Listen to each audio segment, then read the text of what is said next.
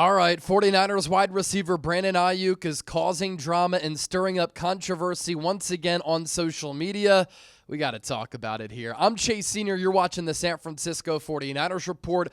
Thank you so much for making today's show a part of your day. Don't forget to subscribe for daily videos on the Niners. And I do want to begin with this. I'm very curious, and I want to get your thoughts. I tweeted this out at Chase_Sr. on X, but in 2023, you think about the year that Aiyuk had. He was terrific. Career season as far as his production. He was a second-team All-Pro, and he was beloved among this Niner fan base. Here in 2025, not long after that, it seems as though he's hated because of his actions, what he's done. So, do you like or dislike Brandon Aiyuk? I want you to type L for like or D for dislike down in the comment section right now. So, the story yesterday, and I hit on this on a YouTube short, and it popped off for like 50,000 views, but I didn't do a long-form video on that because the Niners made a couple of roster moves that obviously were a lot more important than a subject matter like this, but I just have a lot of thoughts on this, and it's got me fired up. So Aiyuk posted this photo on his Instagram story. And for those of you who don't know the background of this story, this came in August of 2005. In 2004, Terrell Owens, that was his first year with the Philadelphia Eagles. Donovan McNabb had not had a legitimate wide receiver up to that point in his career. So the Eagles make a move for T.O., and it changed the direction of the franchise for the 2004 season. McNabb had a career year. Terrell Owens was fantastic. Late in the year, he did break his ankle on a tackle that is now outlawed. What is now the horse collar tackle. Roy Williams, the safety for the Dallas Cowboys, brought him down, and it was kind of a horse collar hip drop tackle. Both of those tackles are now outlawed in the NFL. T.O. broke his ankle, and he came back in record time to play in Super Bowl 39 for Philadelphia, and if the Eagles would have won that game, McNabb choked, Andy Reid choked in a big game once again against Tom Brady and Bill Belichick. T.O., who had more than 100 yards with a couple of screws in his ankle, would have won Super Bowl MVP. He was dominant in that game. And so the following year, or at least going into 2005, T.O. wanted a contract. And Eagles general manager Joe Banner, Andy Reid, they weren't on the same page because the Eagles had just brought him in. You know how T.O. carries himself because prior to joining the Eagles, he was a great wide receiver for the San Francisco 49ers. And so this photo here, in August of 2005, this was when T.O. was looking for a new deal. Andy Reid suspended him after the two got into an argument at Eagles training camp. So T.O. butting heads with Andy Reid, butting heads with Donovan McNabb, some of that because of his doing, some of that because of McNabb's doing. And the same day that McNabb got suspended by the Eagles after that altercation with the head coach at training camp in Lehigh, Pennsylvania, he drove to his house in New Jersey, and T.O. started doing a workout in his driveway, shirtless, doing sit-ups, bicep curls. He had to have let some media members know because all these media members flocked to his house. They started asking him questions, and T.O. was just responded by saying, no comment. No comment. His agent, Drew Rosenhaus, who many of you know now, one of the power agents in all of professional sports, he was also there. And it was before virality was a thing on social media. It was as close to that as you can imagine. The lead story on SportsCenter, all of the local sports networks and news networks were talking about T.O. infamously in his driveway doing sit-ups and bicep curls, and the dude had an 8-pack, so he was showing that off. And again, you know how T.O. carried himself and still carries himself to this day. Pretty interesting guy and difficult to deal with from time to time, and he's a me guy. So the following year, or at least that year in 2005, T.O. only played 7 games. Started the year with Philadelphia. Him and McNabb, they didn't let the off-field issues and them not giving credit to one another for the team's success impact what they did on the field. And McNabb and T.O., they got off to a really good start. But then T.O. did what T.O. did throughout his entire career. He started acting out. He was suspended by the Eagles after 7 games and did not play the rest of the year. And then he was released by the Eagles in March, and then he then signed with the Dallas Cowboys. And so regardless of how you slice this up, Brandon Aiyuk, by posting this photo, is stirring up controversy.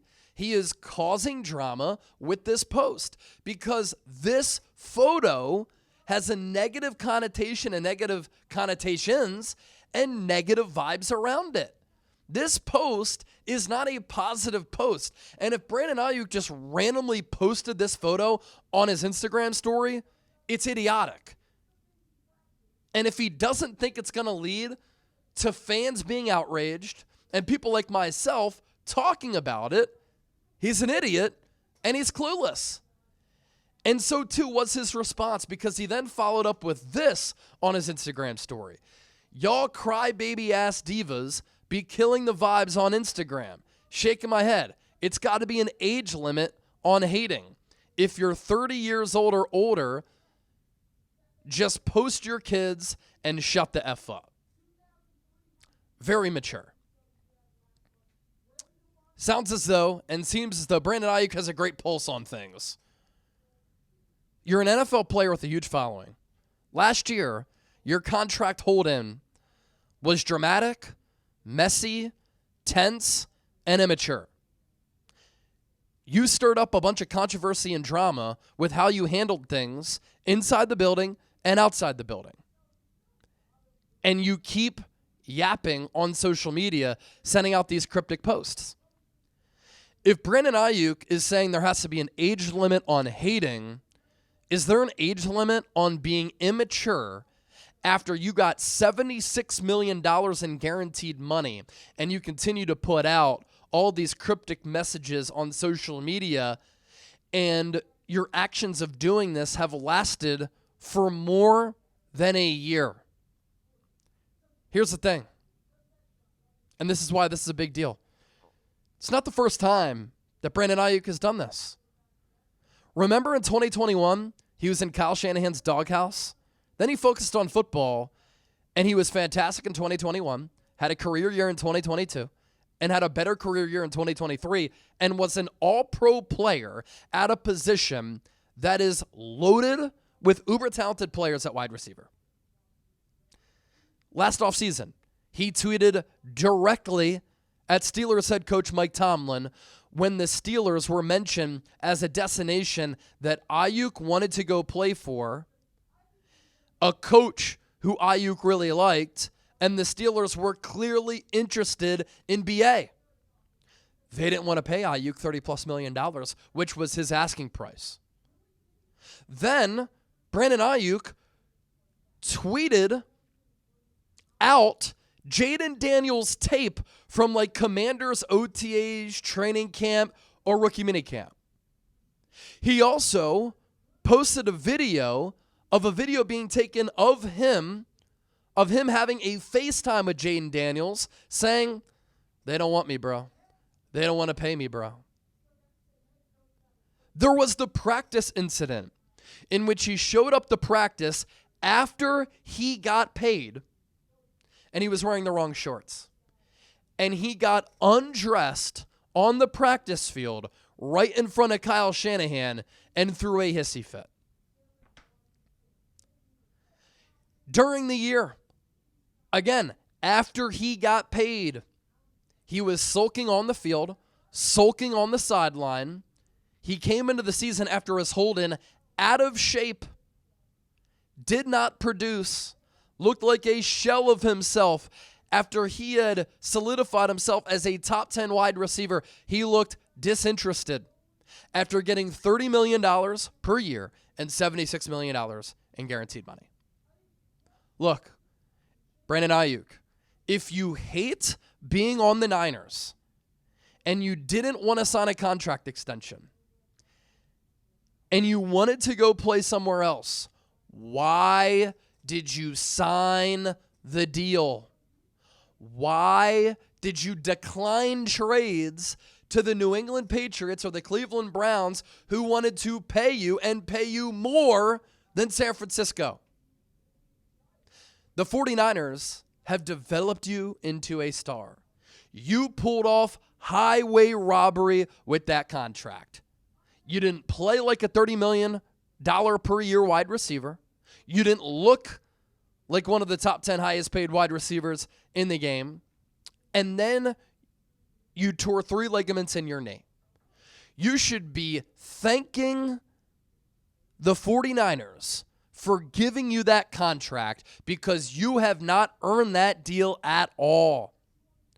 The Niners have developed you. They turned you into an all-pro, and now you continue to do stuff like this to make it all about you. The 49ers this offseason have rebuilt the defense. They have remodeled the team. They have remade the coaching staff. All of the talk inside that building from the head coach and players has been, man, the vibes are great. The energy is awesome. We are revitalized and recharged after last year's 6-11 season. We can't wait to get back at it. Trent Williams, Christian McCaffrey, Nick Bosa have been at OTAs and offseason activities when they usually aren't.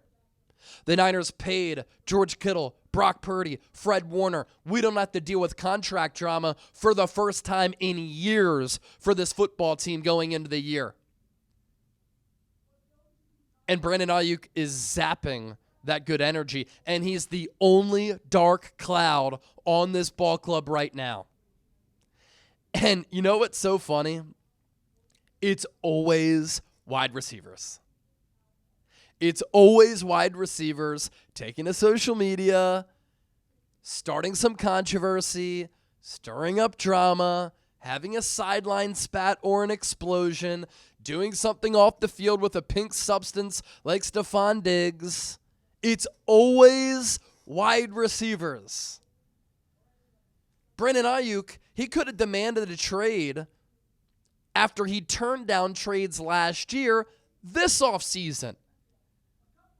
And why it's so funny that he's acting this way is that he could have demanded a trade before the roster bonus. Once he was on the roster, what was that, April 1st, his 2025 and 2026 salaries were guaranteed. It made it very hard for the Niners to trade him. He waited until after he was due that guaranteed salary for this year and next year to start taking to social media and doing this. The other day, he posted an Instagram story of Julio Jones, and supposedly that had negative context as well. For a guy who got paid, who's a top 10 wide receiver and hasn't come close to earning that contract, to go about it in this way, to go from being a beloved Niner who played the game the right way, who sacrificed numbers for the good of the team, who was a great run blocker, who played hard, to now become a Niner who everybody is sick and tired of, to change up so quickly, it's really, really unfortunate. I was calling B.A. better than C.D. Lamb before B.A. became an All-Pro. I was saying this in 2021. Now, C.D. Lamb has since become a top 3, top 5 wide receiver, but at that time, I liked Aiyuk's game. I liked his physicality. C.D. Lamb was a little bit soft, had some drop issues. I just loved the way that Aiyuk fit the San Francisco 49ers. C.D. Lamb fit the Dallas Cowboys, which is glitz and glamour, not winning anything. Brandon Aiyuk was full of winning, and he got better every single year up until last year when he was hurt. And the mentality that he had, you're like, man, he's not that diva wide receiver. Unfortunately, Brandon Aiyuk has become that diva wide receiver. Now, if he goes out, plays well in 2025, he can change how a lot of people think of him. But right now, this is very, very unfortunate. This has been the 49ers Report. I'm Chase Sr. Thank you so much for watching.